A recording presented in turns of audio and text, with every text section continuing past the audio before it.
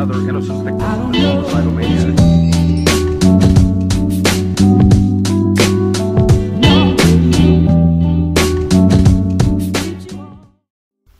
Bonjour à tous et bienvenue pour cet épisode numéro 34 du journal de bord. Aujourd'hui, jeudi. Aujourd'hui, donc on a commencé, comme tous les jeudis, par 4 heures de maths. 4 heures de maths. Cette fois-ci, ça a été plus facile à tenir, voilà. Je m'étais couché je m'étais couché lundi soir vers 23h30, mardi soir vers minuit et demi. Donc, typiquement, le jour de mercredi, c'était absolument terrible. Les 2 dernières heures, ça a vraiment été infâme. Mais là, du coup, hier soir, je m'étais couché à 22h30. Voilà, j'ai essayé de faire plus court. Du coup, j'étais plutôt relativement frais, quoi. J'ai eu un peu plus de 7 heures de sommeil, donc par rapport à certains autres jours, c'est carrément beaucoup plus. Donc voilà, c'était quand même plutôt agréable. Voilà, j'ai passé les 4 heures de maths, j'ai écouté, j'ai compris, voilà. Qu'est-ce qu'on a fait en maths? En maths, on a corrigé des exos, on a continué le cours, on a commencé et fini un chapitre de maths. Ce chapitre, c'était les probabilités sur les univers infini, donc un truc qu'on n'avait pas encore vu. Donc voilà, on a commencé et fini ça. On n'a pas encore eu d'autres chapitres. Il nous a pas encore donné de DM, mais il nous a dit bon, la fiche d'exo où il y a 14 exos, on en a corrigé un. Vous voulez en corriger d'autres? Ouais, vas-y, on les fait.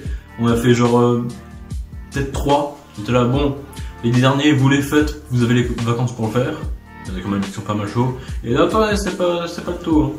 C'est pas tout ça. Je vous donne aussi cet exo-là. Vous voulez montrer ça. Ça, vous le démontrez. Ça, voilà une expérience. Alors, tu as une urne, une boule blanche, une boule noire. Tu commences, t'en choisis une au hasard. Dès que t'en prends une, t'en remets 2 de la même couleur que celle-là. Et après, tu recommences. Tu mélanges, t'en prends une au hasard, etc.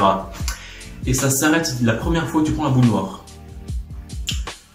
Tu dois savoir, tu dois montrer si ou pas l'expérience au final s'arrête un moment. Genre si t'es sûr qu'à un moment au moins, genre en gros si la probabilité d'avoir au moins une fois sur, du coup les infinies possibilités de fois où tu chopes une boule, si au moins la probabilité de choper une boule noire au moins un moment, bah elle vaut de 1 en gros, bah, ça veut dire que c'est un événement, je crois assez majoritaire ou quasi sûr, je crois bien que c'est quasi certain. Donc voilà, la probabilité de 1.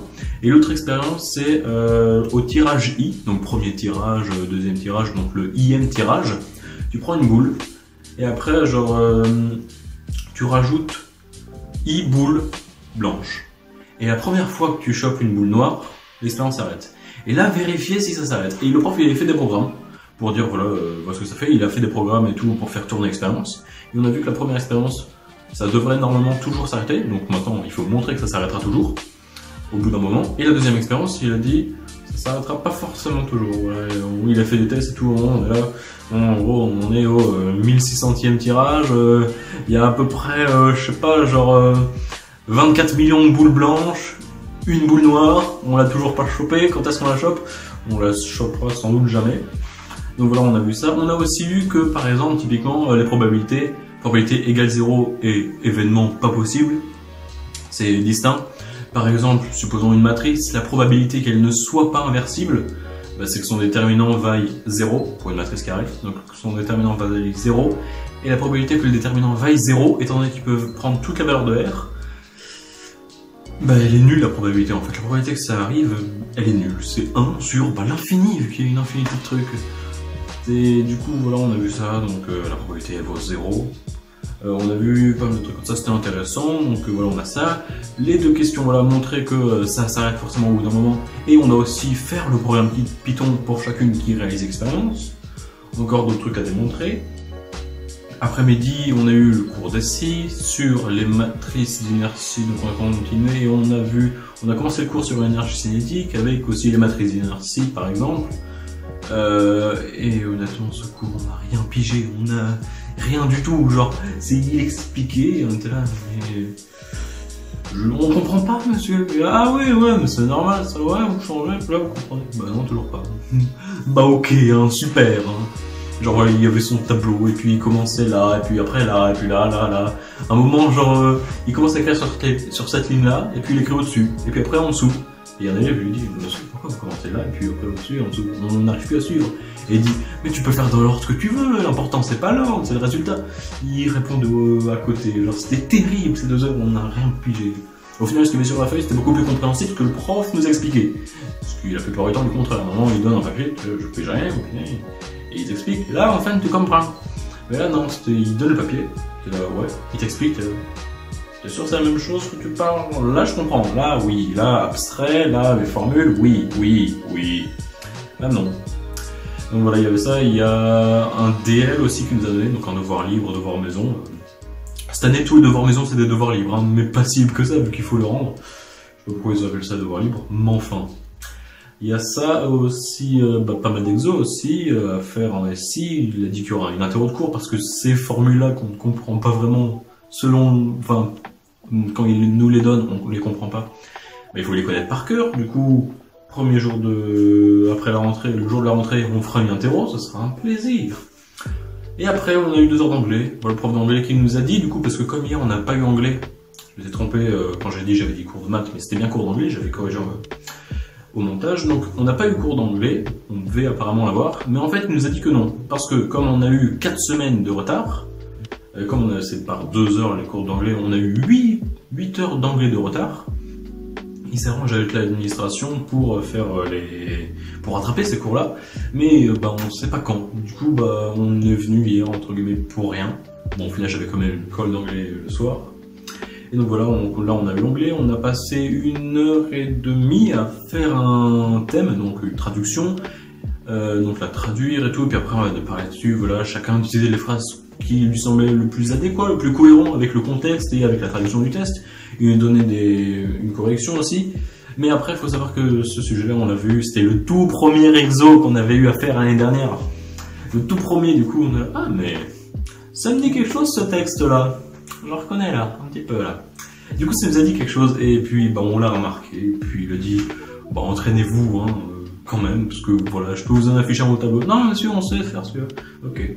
Du coup, on a fait celui-là pendant 1h30. Ensuite, pendant une demi-heure, il nous a donné 5 textes. Enfin, 3 textes et un diagramme et une image à propos du gaz de schiste, des gaz en général, des énergies fossiles, renouvelables, de l'économie, des problèmes sociaux. Donc il fallait faire une synthèse de ça, mais comme c'était on avait eu une demi-heure, 40 minutes pour le faire, et normalement c'est 1h30 parce que c'était un sujet mine-pont, je crois bien. Au final, il a dit, vous savez quoi, faites-le en groupe à 4. On a commencé, on a échangé les idées, il est là. Ok, et puis à la fin de l'heure, il a dit ok, vous savez quoi, à la rentrée, parce qu'on n'a plus le temps, c'est l'heure, à la rentrée, vous allez me faire à peu près une synthèse de tout ça, entre guillemets, c'est-à-dire, voilà, vous allez m'expliquer. En gros, à la rentrée, soit vous faites carrément la copie, en entier, soit juste vous préparer comme ça, on en parle à la rentrée, et on voit ce que ça donne, et on essaie de faire un truc propre, voilà, en 2 heures. Donc, il y a ça. Ensuite, j'ai eu 1 heure, j'ai révisé un peu le maths pour le DS de demain qui arrive. CENS Central, un plaisir! Oui, on ne va pas du tout prendre du vadouille, bien sûr que si. Du coup, voilà, j'ai révisé ça pendant 1 heure, j'ai révisé mon vocabulaire d'anglais, j'ai eu ma colle d'anglais, j'ai eu 11. Alors, dernière colle, j'ai eu 11 aussi, je trouvais que c'était naze, mais alors là, cette prof-là, c'est vraiment... plus bas les notes, tu peux pas. C'est un natif américain a eu 14, ou quand même, c'est pour vous dire. J'ai eu 11, moi ça me va amplement. L'année dernière, en 6 mois, personne n'avait eu au-dessus de la moyenne à part les bilingues. Moi je suis là, j'ai 11. Oh. Quand même, 11. Ouais, m'amène. Donc un plaisir, voilà, je trouve que j'ai réussi la colle, personnellement, voilà. Quelques erreurs de vocabulaire, évidemment, comme toujours. Mais voilà, faut que je travaille ça, je bosse, voilà. Ce que je compte faire pendant les vacances, pour le petit travail là. Je vais peut-être vous donner des conseils si vous savez pas trop comment vous organiser pendant les vacances. Si vous pensez, mais au final c'est un peu flou et puis vous allez plus rien faire qu'autre chose, comme je l'ai fait de nombreuses années. Donc je pense que pendant les vacances, je vais voir pour travailler à peu près tous les jours. Tous les 2 jours sûrs. Ou alors si genre je rate 2 jours d'affilée, je me rattrape et je bosse à fond. Mais pas genre 1 heure par jour, pas que ça. Non, vraiment, essayer de, entre guillemets, un peu garder le rythme. Déjà, de pas me coucher trop tard, pas me lever trop tard. Si je peux faire du 23h, 8h de le coucher et le réveil c'est carrément le Boge, hein, c'est ça ce qu'il faut faire, je pense. Et voilà, essayer de travailler régulièrement, des trucs.